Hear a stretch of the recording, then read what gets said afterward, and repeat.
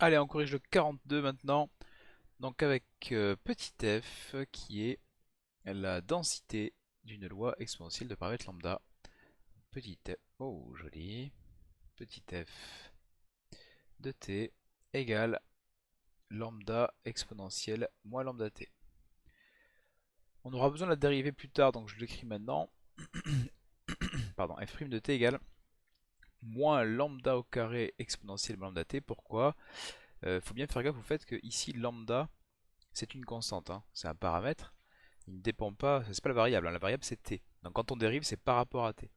Du coup, quand on dérive lambda exponentielle moins lambda t, on a la dérivée de exponentielle moins lambda t qui vaut moins lambda exponentielle moins lambda t, qui a un moins lambda qui sort devant, qui se multiplie avec le lambda, qui vaut moins lambda au carré exponentielle moins lambda t. Et je rappelle également, j'en profite, que ici les priorités opératoires font que c'est lambda au carré qui est prioritaire, le moins se fait après. C'est pas pareil que moins lambda le tout au carré.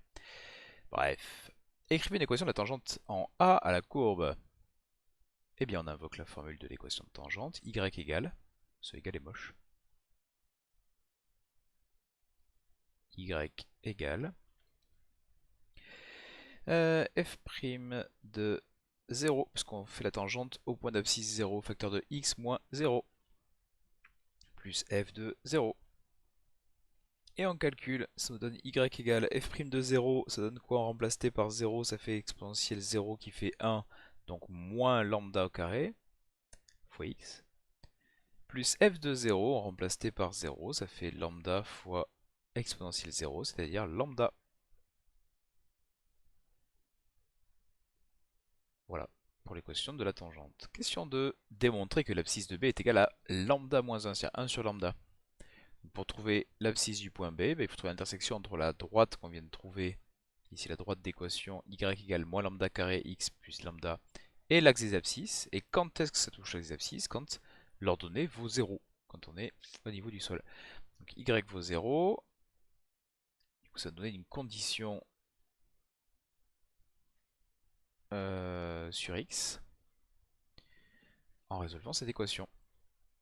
Ça revient à dire que lambda carré x égale lambda, et en divisant par lambda carré, je rappelle que lambda est un nombre strictement positif, donc on peut le diviser par lambda carré qui est toujours non nul, x est égal à 1 sur lambda, lambda exposant moins 1. Lambda sur lambda carré, ça vaut 1 sur lambda. Question 3.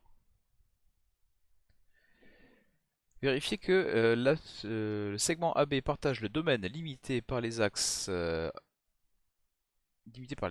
et C en deux parties de même aire. Vérifiez que AB, le segment AB partage le domaine limité par les axes. Ah oui, les axes, d'accord, ok. Ouais, bravo. Et C en deux parties de même aire. Ah! Donc l'aire violette va être égale à la moitié de l'aire qui est sous la courbe. Comment est-ce qu'on fait pour montrer ça? Il suffit de calculer les aires, hein.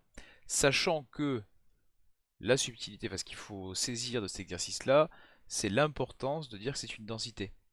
Densité de proba. F est une densité sur l'intervalle 0 plus l'infini. Donc, l'intégrale entre 0 et plus l'infini de f de x dx, ça vaut 1. Je sais pas si vous le voyez ça. Oh, c'est moche. Vous avez, c'est moche ça, hein. Ça c'est un dx. Je dirais pas, hein. Et du coup, ça veut dire que l'aire sous la courbe, l'aire entre les axes et C, vous avez vu c'est moche aussi ça vaut 1.